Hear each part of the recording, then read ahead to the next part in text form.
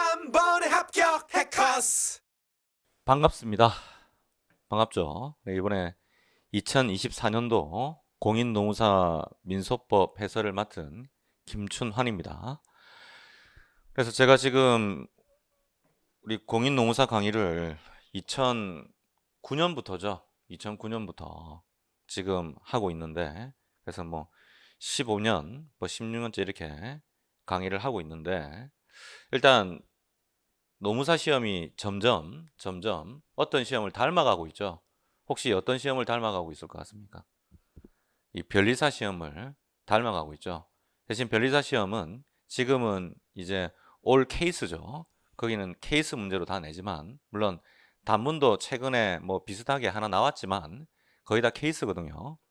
근데 우리 공인노무사 시험은 정해져 있죠. 그래서 케이스가 50점짜리, 그 50점짜리가 이번 시험 같이 20점, 30점, 아니면 25점, 25점, 아니면 35점, 15점 하는 식으로 또 구분돼 있고, 그 다음 제2문, 제3문은 단문으로서 25점짜리 이렇게 4개 되어 있잖아요. 이번에도 형식은 다 지켰죠. 형식은 다 지켰는데 문제는 그 내용에 대해서 작년 변리사 시험이 그대로 나왔고요. 작년 변리사 시험, 특히 불이익변경금전칙과 관련해서 그 문제가 뭐 그대로 나왔습니다. 그대로 똑같습니다. 그냥 금액만 바꿔놨거든요. 금액만. 그 다음 우리 공동소송의 형태를 파악을 하고 통상공동소송인이 되고, 통상공동소송인의 추가는 명문의 규정이 없기 때문에 그에 대한 견해 대립을 적어보고 여러분이 찬성하는 견해에 따라서 답을 내리면 되는 문제가 제1문으로 이번에 나왔거든요. 나왔고요. 그 다음 2문, 3문, 우리가 보통 찍어본다는 단문들이 있잖아. 그렇죠? 근데 그게 안 나왔어요. 그렇죠? 이번에 뭐 찍어본다는 단문이 안 나오고, 실제로 여러분이 민소법을 전반적으로 좀 열심히 공부를 했다면 충분히 제가 보기엔 잘 쓸 수 있는 문제지만, 충분히 잘 쓸 수가 있는 문제지만, 시험장에서 소위 우리 찍은 문제가 아니면 대부분 수험생들은 당황하죠. 당황합니다. 그다음 무엇보다 제가 보기에는 공인노무사 시험이 이 선택 과목이잖아요. 민사소송법이. 그래서 선택을 했을 때 이걸 전반적으로 수준 높게 공부하는 사람이 드물어요. 드뭅니다. 제가 보기에는. 물론 강의도 그렇습니다. 제가 보기엔 강의도 그런데 수준이 그렇게 막 높지 않아요. 실제로. 근데 이제 좀 바꿔야 될 것 같아요. 이제 바꿔야 될 것 같단 말이에요. 무슨 말이냐면 이 변리사 문제를 내기를 시작했거든요. 계속해서. 그래서 사실 우리 산업인력관리공단 같은 산업공단이니까, 같은 한국 산업인력공단이잖아요. 그렇죠? 그래서 시행처가 같기 때문에 변리사 시험 냈던 거 얼마든지 우리 시험에 낼 수 있다고 제가 무슨 뭐 맨날 제가 말씀을 드렸는데, 이제 제가 보기에는 그런 시대가 도래한 것 같아요. 그래서 우리 1차 시험 민법 같은 경우도 이번에 다 변리사 문제거든요. 그 문제 사실은. 그래서 이번에 민법 못 친 사람들도 되게 많거든요. 시험. 물론 저한테 안 들었으면 제가 보기엔 많이 못 쳤을 거다 이 말이에요. 실제로. 그래서 이제 우리 1차도 사실 문제고, 그 다음 2차 여러분이 민소법을 선택하셨다면 조금 업그레이드 해가지고 공부를 할 필요가 있습니다. 있고요. 그 다음 이번에 나는 별로 못 썼는데 어떡하지? 그렇게 실망할 필요 없습니다. 제가 보기에는 많이 다 못 썼을 거예요, 서로. 그럼 어차피 2차 시험이라는 건 표준 점수제잖아요. 우리 선택 과목은 표준 점수제죠. 그래서 경영 조직에서 너무 잘 써가지고 그 사람이 90점을 받았다, 원점수가. 근데 우리는 1등이 70점이다. 그러면 점수가 같단 말이에요. 실제로. 어차피 같은 1등이잖아요. 그래서 조절을 하죠. 표준 점수라는 거. 그래서 2차 시험은 점수를 실제로 받아봐야 되는 거니까 내가 못 쳤다더라도, 어차피 이번엔 다 못 쳤어요. 제가 보기에는. 다 못 쳤을 거기 때문에 그냥 조금 기대까지는 아니라 하더라도 그렇게 실망할 필요는 없다. 제가 보기에. 점수는 받아봐야 되는 거죠. 2차 시험은. 자, 그래서 이제 제가 해설을 해야 되는데, 우리 문제 1번이죠. 문제 1번. 문제 1번에서 물음 1번인데, 물음 1번. 그래서 지금 문제 1번을 보면 갑은 을에 대해서 1억 원의 대여금 청구의 소를 제기했다. 이렇게 돼 있어요. 그러면 갑이 을한테 1억 대여금 이행 청구의 소를 이렇게 제기를 한 거죠.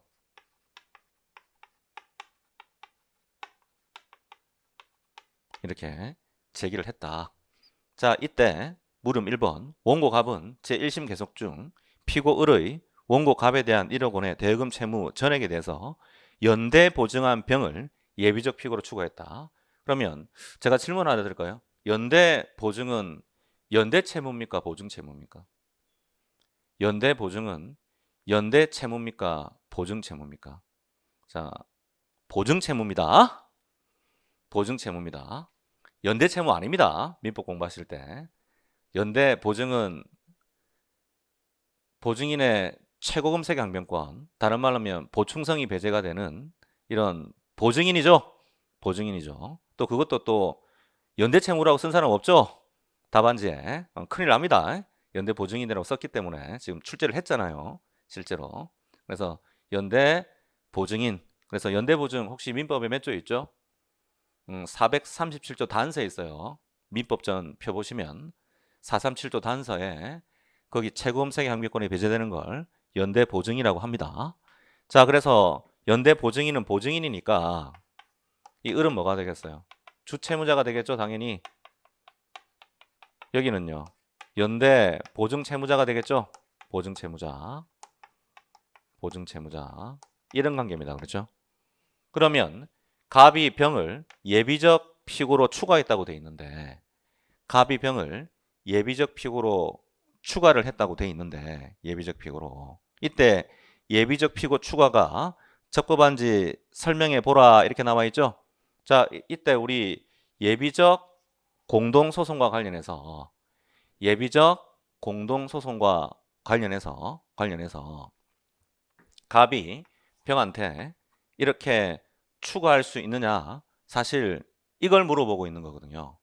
그러면 추가했을 때 사실은 이렇게 되겠죠. 정확하게 그리면 병도 어쨌든 공동 피고가 되는 거죠. 그러면 을하고 병 사이에 이 공동 소송 형태가 문제가 될 겁니다. 을하고 병의 공동 소송 형태가 문제가 될 것이고 그다음 이때 병을 추가한다고 했을 때 이때 병을 추가를 한다고 했을 때 그러면 을과 병이 만약에 어떤 공동소송이냐 이 사람이 필수적 공동소송이냐 아니면 통상 공동소송이냐와 관련해서 일단 문제가 됩니다.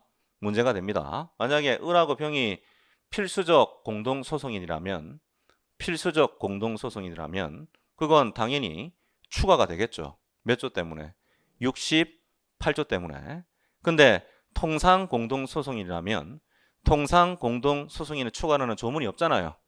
대신에 지금 출제자는 예비적 피고로 추가를 했다고 했으니까 예비적 공동소송에 해당이 되는지 예비적 공동소송에 해당이 되는지가 문제가 될 겁니다. 그렇죠? 문제가 될 겁니다. 자, 그래서 일단 공동소송의 형태에 대해서 설명을 해야 돼요. 공동소송. 자, 그래서 공동소송의 형태가 어떻게 되는가와 관련해서 제가 필수적 공동소송에 해당되는가? 아니다. 특히 민법상 관리처분권이 공동으로 기소하는 관계도 아니고 그 다음 판결에 합의 확정이 요구되는 것도 아니니까 이건 고필도 아니고 유필도 아니고 통상 공동소송에 해당되고 그 다음 통상 공동소송의 지위 간단하게 적어놨고 그 다음 사안의 경우는 통상 공동소송인 특히 65조에서 발생원인 공통 전문관계다. 그러면 통상 공동소송인 병을 예비적 피고로 추가할 수 있는지가 문제가 되는데 우리 민사소송법에서 이렇게 사람을 추구하는 걸 뭐라 그래요? 소위 주관적 추가적 병합이라고 그럽니다. 소위 뭐라 그런다고요? 주관적 추가적 병합. 그러면 명문의 규정이 있는 소의 주관적 추가적 병합이 여러분 공부하신 분들이라면 어떤 게 있어요? 68조 필수적 공동소송인의 추가가 있고요. 그걸 준용하는 예선공이죠. 예비적 선택적 공동소송 70조가 있잖아요. 그럼 일단 명문의 규정이 있는 경우에 해당되는지를 간단하게 검토해 봐야죠. 물론 안 됩니다. 안 되지만 적어야 되겠죠. 답안지에 적어야지 무슨 채점을 해주죠. 자, 그래서 일단 필수적 공동소송인 추가 제가 적어놨죠. 간단하게. 안 됩니다. 이건 당연히 통공이기 때문에. 그 다음 예성공에 해당하는지가 문제가 될 수 있는데 이때 예비적 선택적 공동소송과 관련해 가지고 그 다음 혹시 예비적 선택적 공동소송 뭐 단문 엄청나게 적은 사람 없죠? 이 케이스입니다. 핵심만 논하면 됩니다. 핵심만. 케이스예요. 가끔씩 답안 받아보면 케이스인데 무슨 단문을 적어놓은 손님도 있단 말이에요. 그러면 안 됩니다. 케이스는 케이스대로 풀어야 되는 거예요. 그러면 이때 예비적 선택적 공동소송의 핵심 요건이 뭡니까? 70조 1항에서 법률상 양립할 수 없을 것인데 그게 예비적 공동소송이든 선택적 공동소송이든 그래서 양가로 이번에 보면 제가 판례를 적어놨죠. 그 다음 문제는 양립이 가능한 경우 그래서 대표적인 판례가 부진정 연대 채무자 관계는 양립이 가능하기 때문에 예비적 공동소송인 안 된다 그랬죠? 그럼 따라서 추가도 안 되는 거죠? 그러면 이 사안도 주채무자 보증채무자 관계죠? 주채무자 보증채무자 관계는 당연히 법률상 양립이 민법상 양립이 가능한 경우죠. 가능하기 때문에 이때 예비적 공동소송으로 요건 해당돼 안 돼요? 안 되죠? 안 되죠. 그러면 예비적 공동소송으로 부적법 하니까 당연히 예비적 피고로 추가할 수도 없는 거죠. 그러면 이제 문제가 되는 게 이 부분을 많은 사람들이 빠뜨렸을 거라 저는 생각하는데 우리 민사소송법에서 이렇게 명문의 규정이 없는 주관적 추가적 병합이 가능한지 논란이 있어요. 논란이 있습니다. 학자들 간에. 대신 판례는 부정설이지만 그래서 명문의 규정이 없는 추가가 뭐 있습니까? 지금 하고 있는 통상 공동소송인의 추가가 가능한지가 문제가 되는 거예요. 통상 공동소송인의 추가가 가능한지가 문제가 된단 말이에요. 실제로 이 견해 대립이 있고요. 학판검이 있단 말이에요. 학설 판례 검토가 있거든요. 그래서 학설은 긍정하는 견해가 우리 민소법의 다수 견해입니다. 아마 이 출제를 하신 분도 긍정설의 입장일 가능성이 많아요. 제가 보기에는 학자라면. 자, 그래서 이를 부정하면 해가지고 특히 이건 독일의 통설을 따른 거죠. 독일은 명문의 규정이 없어도 소의 추가적 병합이 가능하다고 얘기하니까 대신 우리 대법원 판례는 보통 보면 규정이 없으면 부정하잖아요. 대법원 판례는 부정설이고요.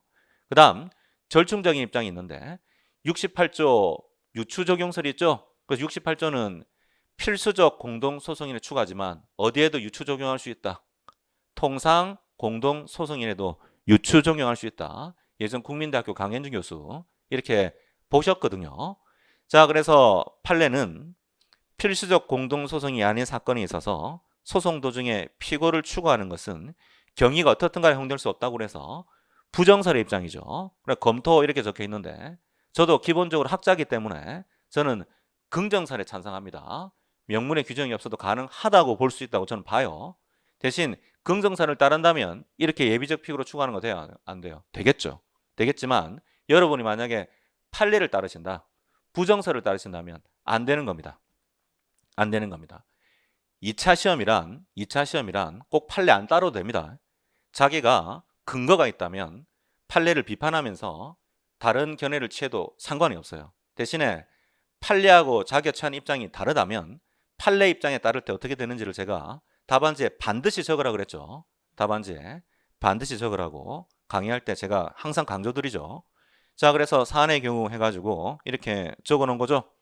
자, 그 다음 바로 밑에 사안의 해결 이렇게 나와 있는 거죠. 사안의 해결. 자, 그래서 이렇게 마치면 되는데 문제는 이런 문제를 별로 접해보지 못했을 거란 말이에요. 제가 보기에는 이런 문제를 별로 접해보지 못했을 거란 말이죠. 그래서 사실 이 문제는 예전에 변호사 시험 나왔던 문제하고 비슷합니다. 그 다음 변리사 시험에 나왔던 문제하고 비슷해요.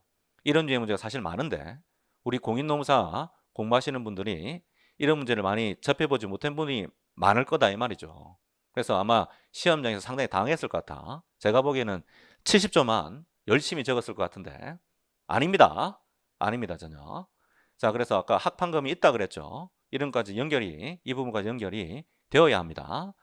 자, 그 다음 이제 두 번째 문제, 물음 2번. 이건 뭐, 이 작년 변리사 시험인데, 이 어디서 많이 봤잖아요. 어디서 봤어요? 이번 시험이죠, 이번 시험, 이거. 대신에 달라진 것은, 여기 보면, 1억 원 대여금 지급을 구하는 소를 정했는데, 항소심에서 1억으로 상기항변한 게 아니고, 6천만 원으로 상기항변했거든요. 그래서 사실 이게 인용 여부가 좀 헷갈려가지고, 변리사 수험생들이 실수를 했는데, 문제는 어쨌든, 불이익 변경금지 원칙, 그 예외라는 거 다 적었어요. 변리사 시험에서 수험생들 대부분, 특히 재시생 이상들은요. 왜? 불변금 중요하게 공부하기 때문에. 그래서 저도 불이익 변경금지 원칙은 상소심에서 하나 찍어보라 그러면 상소 불가분의 원칙, 불이익 변경금지 원칙. 원래 부대항소인데 부대항소는 단문으로 물어봤잖아요. 그다음 개인적으로는 작년에 부대항소 나와서 상소심 파트는 안 낼 줄 알았는데 아예 그냥 전면적으로 냈죠. 그다음 제 강의를 들어보신 분은 알겠지만 저 이 문제는 찍었잖아요. 변리사 시험 나올 수 있다고. 그래서 제 그 케이스 단문 그 책에도 있습니다. 설명이 상세하게 돼 있단 말이죠. 근데 이것도 준비를 안 했으면 거의 못 적었을 것 같아요. 저 개인적인 생각에는. 그 다음 지금 무려 배점이 변리사 시험과는 달리 무려 배점이 몇 점이에요 이게? 30점이죠. 30점. 지금 보시면 이 배점이 30점이에요 지금. 그러면 불이익 변경문제씩만 달랑 적으면 30점이 안 채워지잖아요 이게. 어떻게 적어야 될 것 같습니까? 이게. 자, 그러면 이건 일단 항소심 판결이 적법하냐 물어보고 있죠. 지금 문제에서 항소심 판결이 적법하냐 물어보고 있어요. 그럼 그 전제로서 일단 갑이 항소한 것이 먼저 적법해야죠. 그래야지 항소심이 개시가 되는 것이고 그 다음에 항소심 판결이 적법한지 부적법한지 알 수가 있는 거잖아요. 논리적으로. 그러면 갑이 3천만 원 기각 부분에 대해서만 항소한 게 과연 일단 적법하냐가 항소 이익과 관련해서 문제는 됩니다. 당연히 적법하겠죠. 당연히 적법하겠죠. 자, 그래서 로마자 2번에 보면 제가 간단하게 적어놨죠. 항소가 나왔기 때문에 항소의 적법 요건 5가지 간단하게 적혀 있고요. 그 다음 항소의 이익이 나와 있죠. 항소의 이익이 나와 있고요. 자, 그 다음 항소의 이익은 신청과 주문을 비교했을 때 그 불리한 사람에게 상소의 이익, 항소의 이익이 있다는 견해가 바로 이 견해, 이 형식적 불복설 아니겠습니까? 형식적 불복설 아니겠습니까? 자, 그래서 형식적 불복설에 따를 때 갑은 당연히 항소이익이 있는 거죠. 당연히 3천만 원 부분은 기각당했으니까 항소이익이 있는 것이고 그 다음 이 문제에서 제시되지 아니한 사항은 다 적법한 것으로 본다고 했으니까 당연히 적법한 겁니다. 맞죠? 적법한 겁니다. 그 다음 이제 문제예요. 그러면 갑이 항소한 게 적법하다면 항소의 효력이 어디까지 미치는가가 문제가 될 수 있어요. 항소의 효력이 어디까지 미치는가가 문제가 될 수 있죠. 왜냐하면 이 그림에서 3천만 원 부분은 기각당했죠.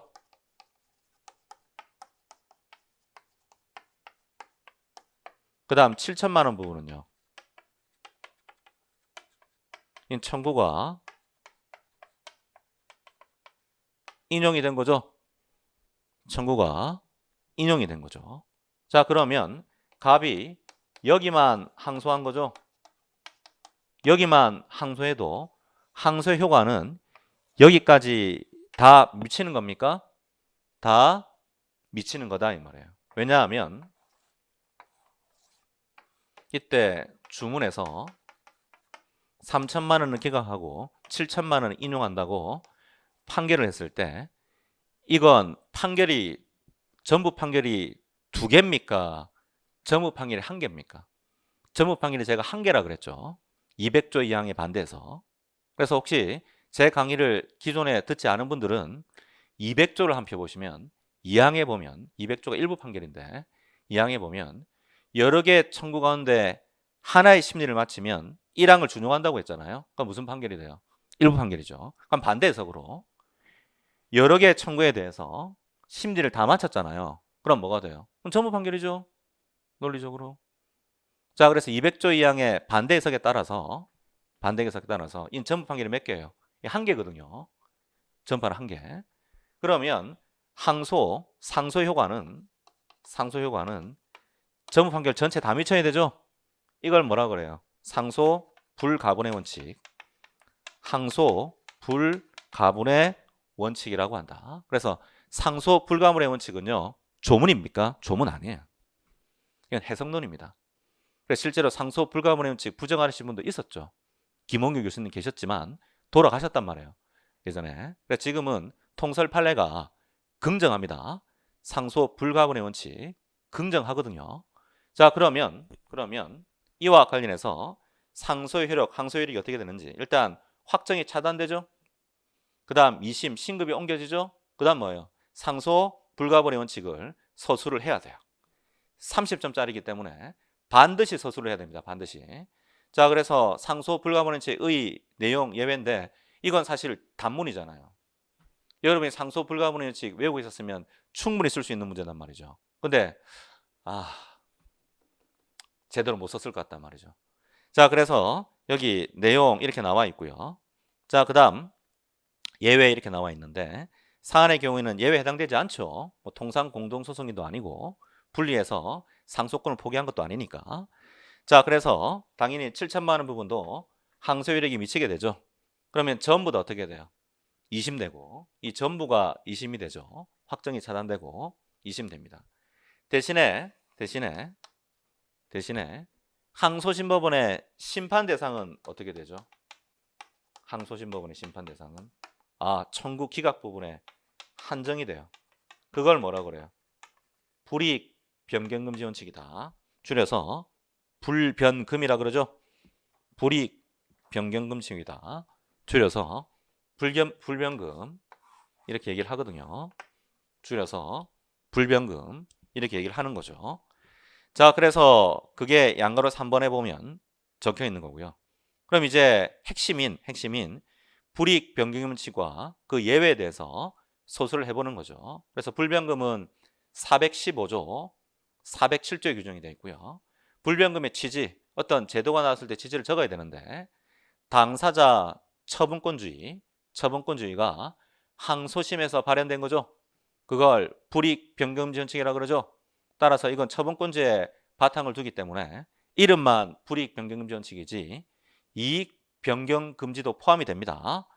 이익 변경 금지도 포함이 되고요. 그 다음 이 사안에서는 그 예외로서 상기항변을 물어보고 있죠. 자, 그래서 지금 을이 항소심에 왔는데 을이 갑한테 얼마로서 1억 원 전부로서 상기항변한 거죠. 상기항변한 거죠. 근데 항소심에서 보니까 이 왜 기각 났었어요? 을이 3천만 원 변제항변을 했었죠. 을이 3천만 원 변제항변을 했었는데 이 변제항변은 이유가 없고 오히려 이 1억 원 상기항변이 전부 이유가 있다는 판단이 들었다면서요. 자, 그러면 불이익 변경금지 원칙을 강조하면 심판 대상이 여기잖아요.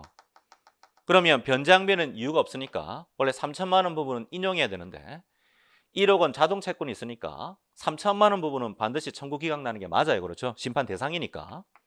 대신 이 부분도 인용을 기각으로 바꿀 수 있는가가 문제가 되는데 만약에 불이익 변경금지 원칙을 존중해 주면 이 부분 심판 대상이 아니라 그래 버리면 기각으로 바꿀 수 있어요? 없어요? 없지만 예외라니까요. 그게 415조 단서에 있다니까요. 그러하지 아니하다. 그래서 그걸 설명을 해놓은 게 예외 해가지고 두 번째 줄에 415조 단서가 적용되는 경우는 이렇게 적혀 있고 예를 들면 이렇게 적혀 있죠. 그래서 제 케이스 단문집에도 있고요. 그 다음 이제 기본서가 나올 건데 그 기본서에도 주석 민소법 209면 이렇게 돼 있죠. 칠판 한국사법행정학회 그 책에도 자세하게 적혀 있습니다. 그래서 이게 작년 변리사 시험에 그대로 났단 말이에요. 금액만 바꿔가지고 작년 변리사 이 문제로서 그대로 나온 거거든요. 이거 해설도 똑같잖아요. 이거 그대로 나왔잖아요. 이게 핵심이었는데 그렇죠. 대신 작년 변리사 문제는 10점밖에 안 되기 때문에 배점이 그러면 아까 우리가 논의했던 뭐 항소액이다 상소 불가능 원칙은 간단하게 적어주고 이 불변금 이게 핵심이거든요. 이걸 자세하게 적어야 되겠죠. 이걸 자세하게 적어야 되겠지만 우리 시험은 이거 무려 배점이 3점이기 때문에 이런 식으로 상세하게 목차를 달아서 적어주는 게 맞다는 거죠. 이런 식으로. 근데 이것도 이렇게 잘 적은 사람이 있겠어요, 없겠어요? 제가 보기에는 분명히 이건 수험생 수준에서 분명히 415조 단서만, 그래서 상소 불가능 원칙 간단.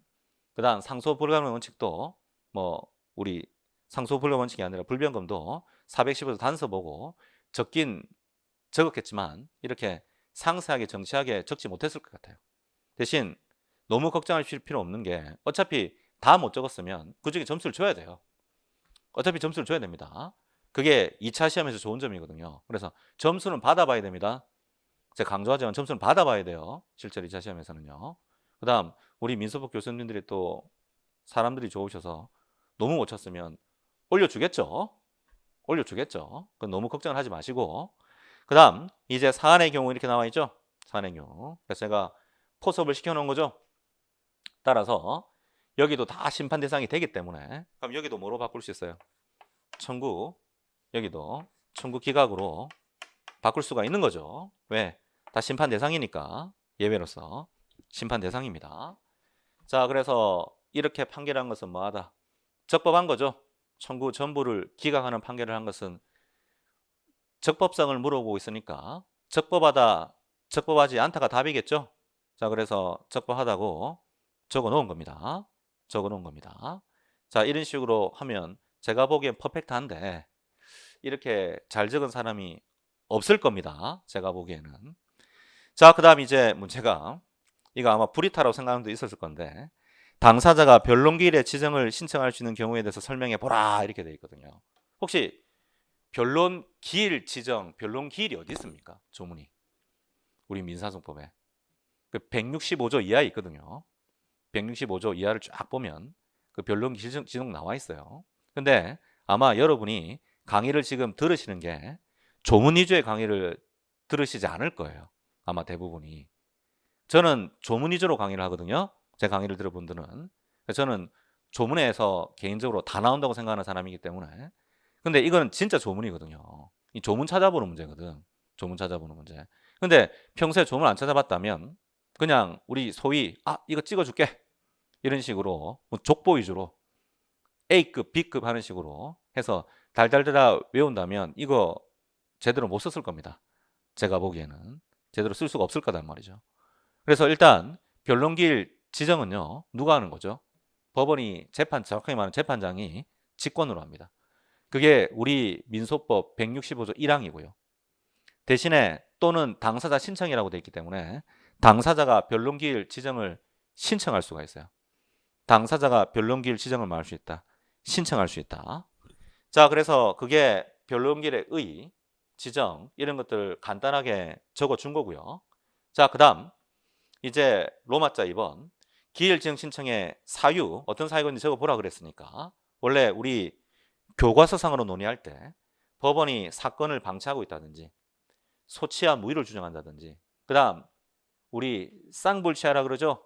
갑도 결석이고 을도 결석일 때 1월 이내 기일 지정 신청이 없으면 갑은 소취하서를 낸 적이 없는데 소취하서를 낸 것으로 간주하는 거죠.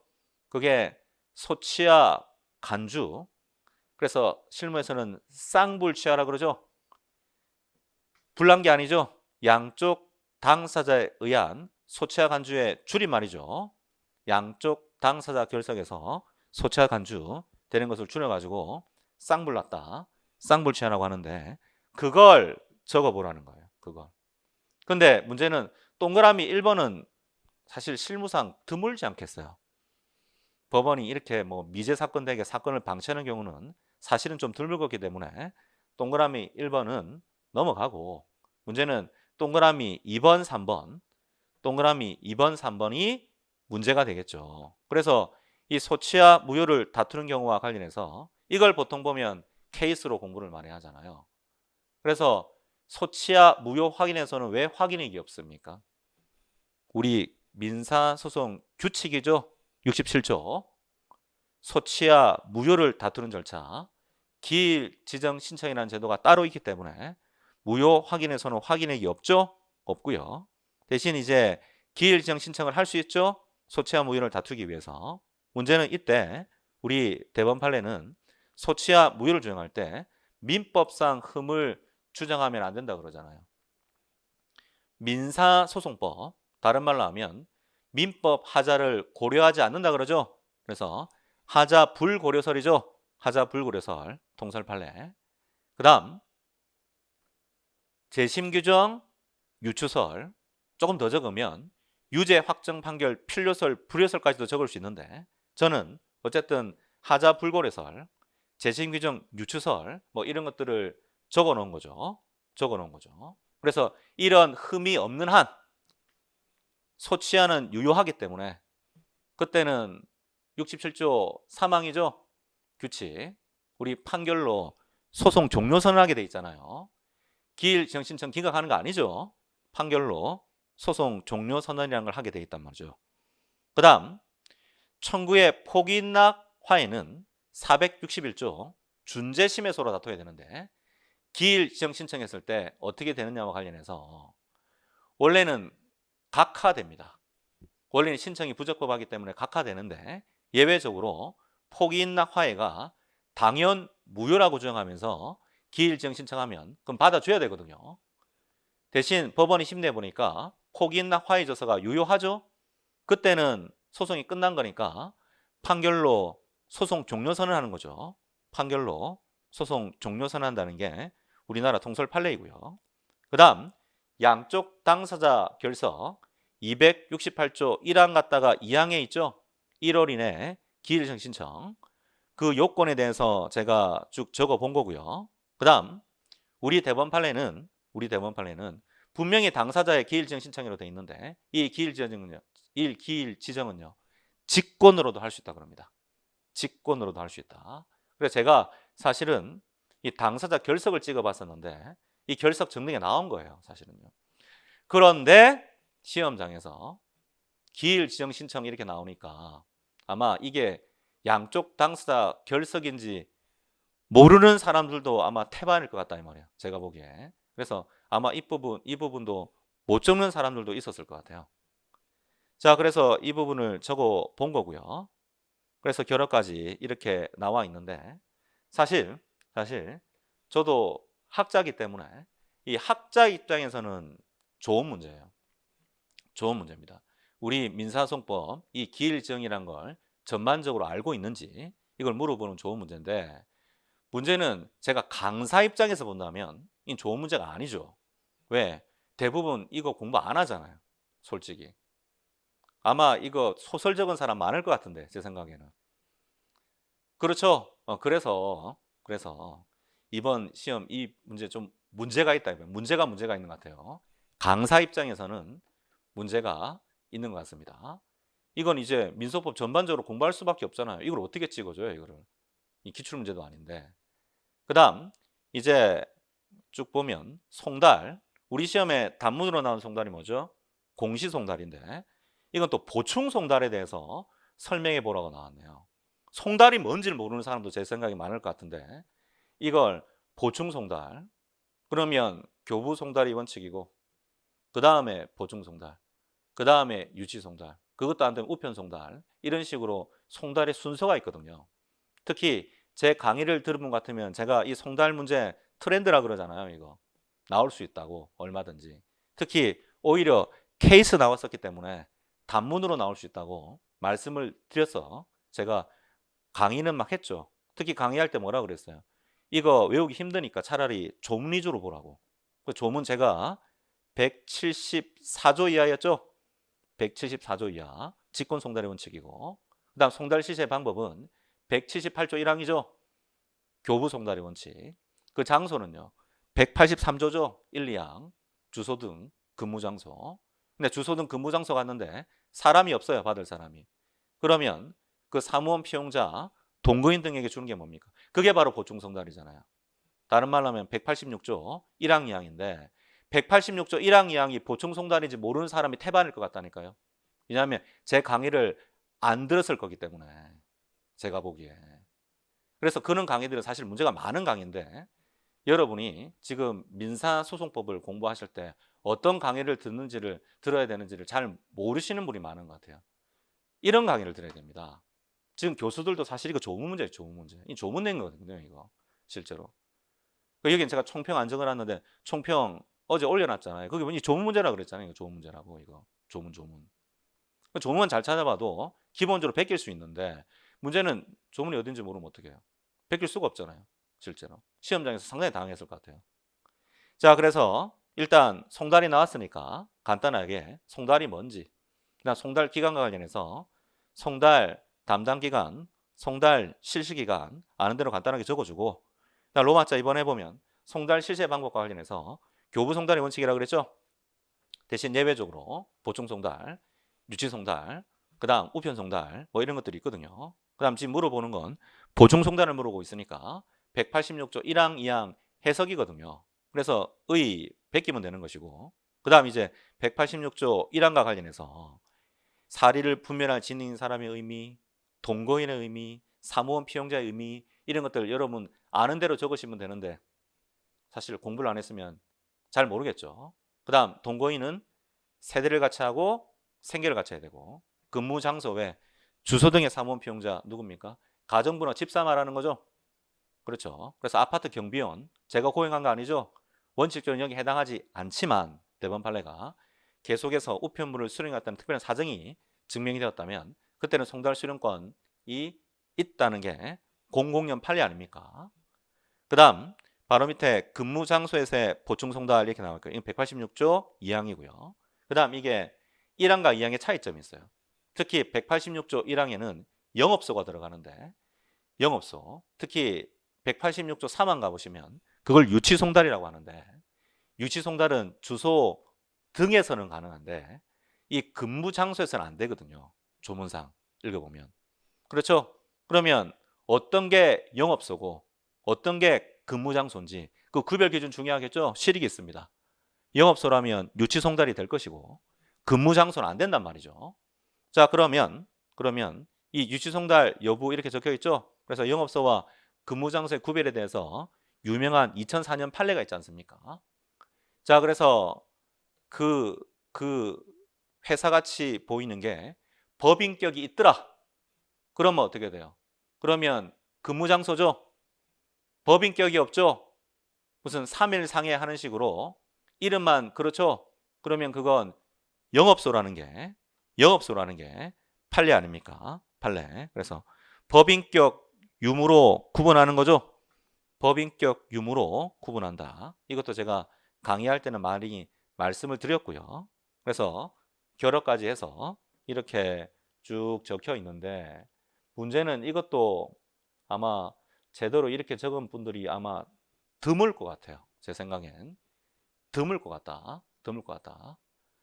자, 그래서 조문만 잘 베껴도 어차피 상대적이잖아요. 다른 사람보다 잘 쓰면 되는 거잖아요, 2차 시험은. 그래서 다른 사람이 워낙 못 썼을 거기 때문에 이렇게 조문이라도 좀 베껴주고 판례 위주로 좀 적어줬다면 오히려 이 부분은 고득점을 할 확률이 높다. 고득점을 할 확률이 높다고 생각을 합니다.